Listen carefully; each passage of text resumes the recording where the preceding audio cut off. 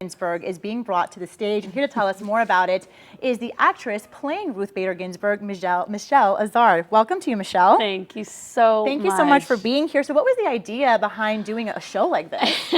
Well, the beautiful Rupert Holmes, who is, multi-award winning musical theater, play, he wrote If You Like Pina Coladas, So he, this is during the pandemic, and the question between he and Scott Stanner is, how is theater going to come back?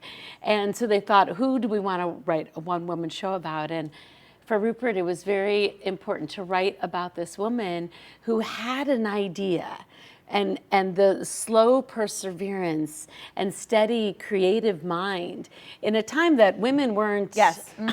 Right. Women weren't allowed anywhere near the law. And she was a former Supreme Court justice. You're looking at a picture of her there, right there. What was it like for you to prepare for this role? How did you do it? It was humbling. It was difficult. It was exciting. I really worked on the physical. I'm a yoga teacher and a mover, and I thought, well, what are these moments that we could see her shift in her energy as she got older, as she dealt with chemotherapy, and create a humanity in her that felt that we could all access. Did you learn anything new about Ruth Bader Ginsburg that you didn't know about 100%. before? What was the thing that was most surprising? Embarrassed to say, I only knew her as the, Supreme Court Justice. Supreme Court Justice with the big glasses, and I dissent. But what was surprising was how much she lived through in her beginning years, and also her joy, her humor, her energy, how she raised 2 kids while, and Marty getting sick, right? When she started at Harvard Law herself, how much she had to persevere, that I might have been like, you know what, I give up, this is too much. Yeah. But she just had a slow, steady confidence. And seeing it now in the context that we're in is terribly exciting, to see how far we have come, even just in our crafting of the play, and seeing how it lands right now with audiences in the context that we're all living. So the text itself isn't changing, but how we're hearing it in conversation feels very different. What are you hoping that people take away from the show? I'm really hoping Layli Lepard, our director, sat down that very first table read and she said, what if every person in the audience felt that they could make a difference? Just one small thing.